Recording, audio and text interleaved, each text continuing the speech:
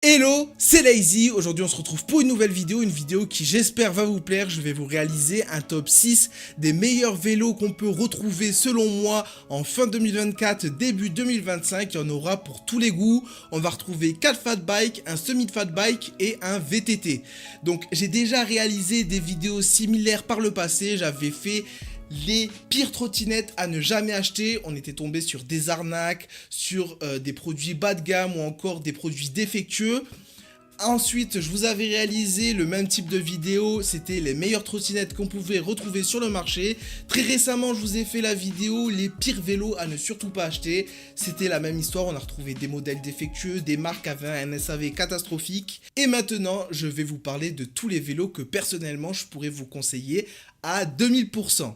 La vidéo, comment elle va se dérouler, c'est très simple, je vais partir du vélo le plus cher au vélo le moins cher. Je vais vous énumérer tous les points qui sont identiques sur les vélos que je vais vous présenter maintenant, comme ça j'aurai pas à me répéter par la suite. Donc ils auront tous un cadre en aluminium avec des railleurs Shimano ou Altus de 7 vitesses.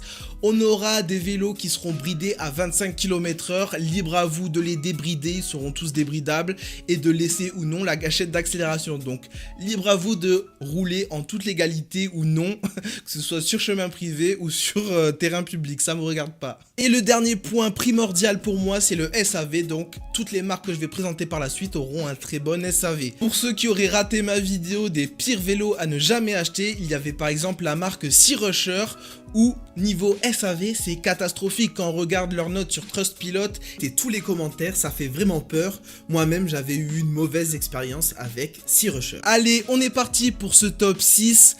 Le premier vélo, c'est le Lankelesi X3000 Max. On le retrouve en deux coloris, en orange ou en gris. Il a une batterie Samsung de 48 volts en 20 Ah. On a des pneus Shaoyang, un capteur de cadence au niveau du pédalier. On a deux moteurs pour une puissance totale de 2000 watts et un couple de 95 Nm. Il a des freins hydrauliques d'Iceland avec des disques de 180 mm. Il est IP54. Il pèse 38 kg. Il supporte 180 kg.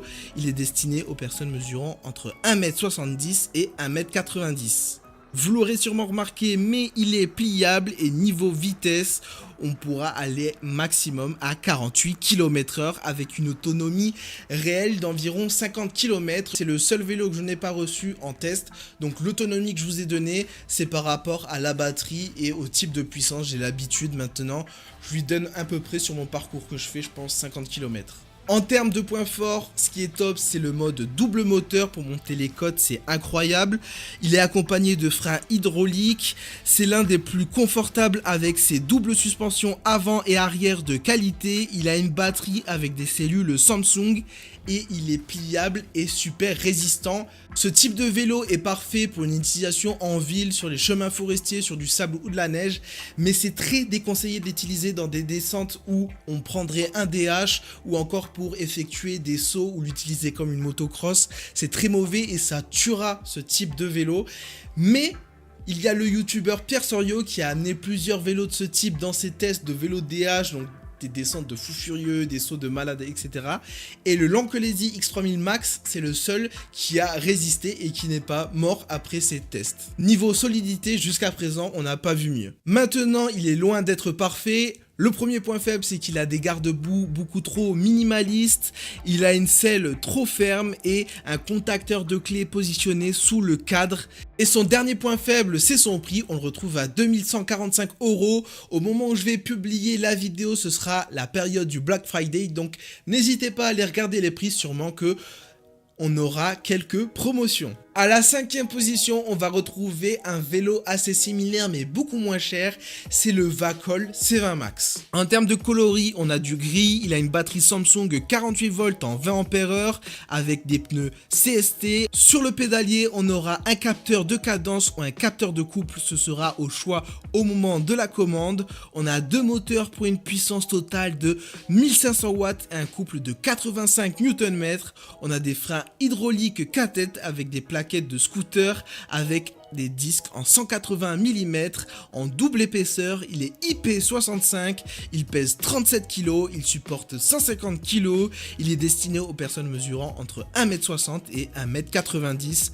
La vitesse max annoncée est de 48 km/h avec une autonomie réelle de 50 km. Il a des caractéristiques assez similaires que le Lankelesi et j'avais réussi à parcourir 50 km avec celui-ci, c'est pour ça que j'ai donné 50 km au Lankelesi. Son plus gros point fort, c'est que c'est le plus puissant qu'on peut retrouver sur le marché en termes de départ arrêté. Il est en double moteur et il patine même au démarrage. Il a des freins hydrauliques avec des étriers de scooter avec un disque en double épaisseur. Il est super confortable, il a double suspension. On a encore une batterie avec des cellules Samsung et il est pliable et super résistant. Ce vélo, je l'ai laissé à mon petit frère. Maintenant, il a parcouru plus de 2000 km avec le vélo. Il l'utilise en tout temps, même sous la pluie et le vélo fonctionne parfaitement, il a eu aucun souci avec. Il a bien sûr des défauts, son premier défaut c'est ses suspensions, la fourche à l'avant, c'est pas une fourche haut de gamme, on aura aussi l'amortisseur arrière qui claquera facilement, faudra le changer et pas garder celui d'origine pour moi. On a le contacteur de clé qui est encore positionné sous le cadre, on a les pneus CST qui manquent d'adhérence et qui pourront crever plus facilement que des pneus Shaoyang ou encore des pneus Kenda. Et le dernier point faible, contrairement à tous les modèles que je vais vous présenter dans ce top, c'est le seul où on retrouve difficilement les pièces détachées. Et en revanche, son prix est très attractif, on le retrouve à 1400 € pour tout ce qu'il propose, c'est plus qu'intéressant. C'est le concurrent direct du Lankelesi X3000 Max mais pour beaucoup moins cher. À la 4e position, on va retrouver un vélo qui m'a beaucoup servi pendant l'année où j'ai habité à Paris, c'est le Diotz S26. On le retrouve en un seul coloris, noir et rouge, il a une batterie Samsung en 20 Ah et 48 volts, des pneus Shaoyang en 26 pouces, on a un capteur de cadence, deux moteurs pour une puissance totale de 1500 watts avec un couple de 120 Nm, on a des freins hydrauliques d'Iceland avec des disques en 160 mm, il est IPX4, il pèse 42 kg, il peut supporter 150 kg, il est destiné aux personnes mesurant entre 1m70 et 2 m. La vitesse max est de 48 km/h avec une autonomie réelle de 55 km. Encore un vélo en double moteur, celui-ci est encore dynamique et puissant mais il ne patinera pas au démarrage contrairement au Diotz F26. On a des freins hydrauliques, une batterie avec des cellules Samsung et son dernier point fort c'est son prix, on le retrouve aux alentours des 1350 €. En plus j'ai un code promo qui vous fera baisser encore plus le prix donc à ce prix là c'est difficile de faire mieux sachant qu'on a une batterie Samsung à l'intérieur. Maintenant, en termes de points faibles, je trouvais que son écran n'était pas assez visible en plein soleil.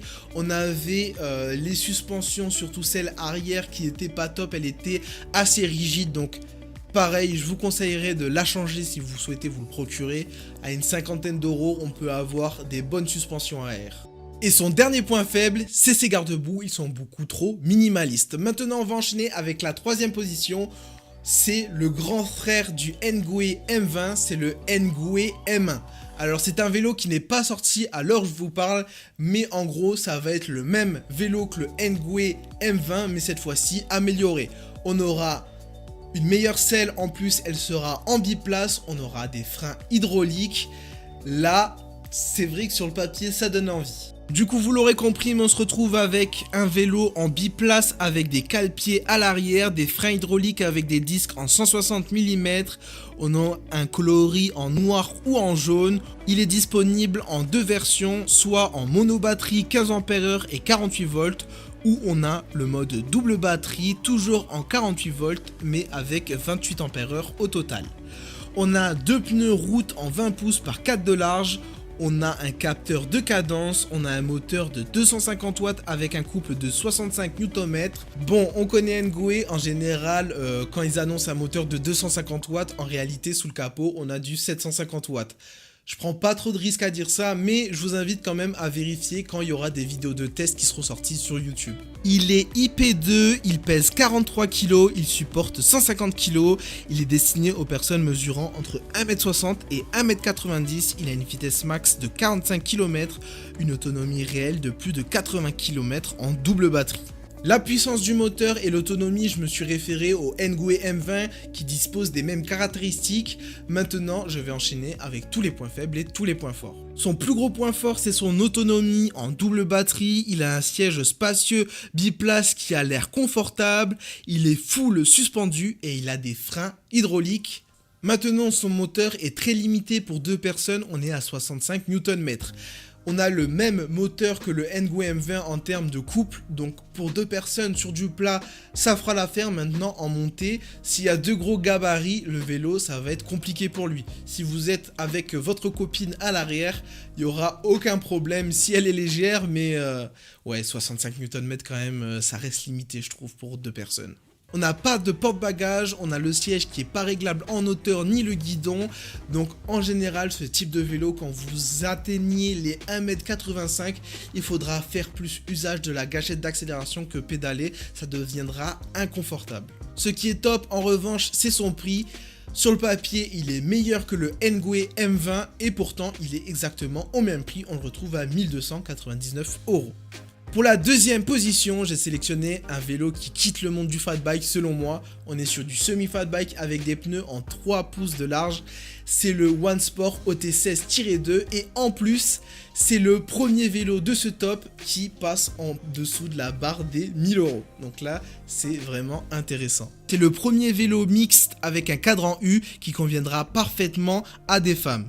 Il a une batterie de 17 ampères-heure en 48 volts, on a des pneus WD en 20 pouces par 3, on a un moteur de 500 watts avec un couple de 40 Nm, c'est le seul que j'ai pas réussi à débrider, il a des freins mécaniques avec des disques en 160 mm, il est IP54, il pèse 29 kg et il supporte 100 kg. Il est destiné aux personnes mesurant entre 1,70 m et 2 m. Il a une vitesse max de 25 km/h et l'autonomie réelle, j'avais réussi à parcourir 65 km. Vous l'aurez compris, mais son plus gros point fort, c'est son autonomie. 65 km pour le prix, c'est incroyable. Il n'avait pas de perte de puissance quand la batterie était pratiquement vide. Il reste puissant, il arrivait même à grimper des montées sans difficulté. J'ai réalisé mon parcours habituel où en général je fais 50 km, sauf que celui-ci avait beaucoup plus d'autonomie. Donc en plus j'ai dû partir en montagne comme un chevronné, donc il a fait 15 km en plus en montant sur une côte assez hard et il grimpait avec une facilité déconcertante. J'arrive aux alentours des 42,9 volts. Là j'ai 0 bâton de batterie, mais c'est incroyable. Le vélo il a plus de batterie, bon tranquille à 18 km/h dans une côte. Vous en rendrez pas compte en GoPro, mais elle est aberrante. Et son dernier point fort, c'est qu'il est pliable et léger. Son premier point faible, c'est qu'il n'a pas de suspension à l'arrière. Ensuite, on a la suspension avant, elle est assez bas de gamme. On pourra l'entendre claquer, on atteindra le fond très facilement. Et son dernier point faible, c'était sa selle qui était trop moelleuse et qui s'enfonçait trop facilement. Donc, je sentais la structure de la selle. Au bout de 10 km, j'en pouvais plus, j'avais mal aux fesses. On peut le retrouver sur le site officiel du constructeur à 820 €. Pour la première position, j'ai sélectionné un véritable VTT et une marque qu'on a déjà retrouvée précédemment dans ce top. Donc on se retrouve sur le Duot C29. En termes de rapport qualité-prix, Duot, ils sont vraiment imbattables. Là, c'est difficile de faire mieux. Il a une batterie de 15 ampères-heure en 48 volts, des pneus VTT 29 pouces par 2 de large, on a un capteur de cadence, un moteur de 750 watts avec un couple de 65 Nm, il a des freins mécaniques en 160, il est IPX5, il pèse 29 kg, il peut supporter 120 kg, il est destiné aux personnes mesurant entre 1,70 m et 2 m. La vitesse max est de 45 km et j'ai eu une autonomie de 50 km et à l'avant on a 3 plateaux. Les 3 plateaux à l'avant vont nous faciliter la vie dans les montées, ce sera parfait pour les côtes quand on veut pédaler. Il est puissant avec sa Vmax de 45 km/h, il reste léger et il a un prix plus qu'intéressant. Je pense qu'avec mon code promo, on tombe même en dessous des 800 €. Donc là, niveau prix, c'est imbattable. À ce prix-là, c'est sûr qu'il ne peut pas être parfait. Son plus gros défaut, c'est ses garde-boue, ils étaient beaucoup trop minimalistes. Personnellement, je les avais même pas installés. Ensuite, il a des freins mécaniques. Il est possible d'acheter en supplément un kit de freins hydraulique fourni directement par Duot. Et son dernier point faible, c'est qu'il n'a pas de suspension à l'arrière ou de tube de selle suspendu. S'il y a un modèle qui vous tape à l'œil, n'hésitez pas à regarder dans la description, je vous mettrai les liens de mes vidéos de test complets sur ces modèles. Et si vous souhaitez aussi vous en procurer un en particulier, je vous mettrai les liens qui redirigent vers les boutiques officielles. J'ai pas la science infuse, ça reste un top 6 subjectif, donc dans l'espace commentaire, n'hésitez pas à me dire vous, les vélos que vous préférez. Maintenant, si vous avez des questions ou que vous avez besoin de conseils, n'hésitez pas à le faire dans l'espace commentaire. Moi, je pense avoir fait le tour, j'espère que cette vidéo vous aura plu. Si c'est le cas, n'hésitez pas à me lâcher un petit pouce bleu, et pour me soutenir, ce qui me ferait plaisir, c'est que vous vous abonniez à ma chaîne. Maintenant, moi, je vous laisse ici et je vous dis à plus les potes. Toujours les mêmes journées de galère, une boule au ventre qui te sidère. Et c'est le prix à payer pour voir rentrer le salaire. J'ai un billet bleu pour un pochon vert et pas si bien viscère. Tout ce que je demande c'est le sourire de ma mère, mon père, ma soeur et de mes frères. Ça fait déjà 18 ans de guerre, 18 ans de guerre face à la vie. Mes convictions, mon arme de poing, mes rêves, mon arme secrète. Et depuis le début je bats en retraite car faut éviter les pièges à l'eau.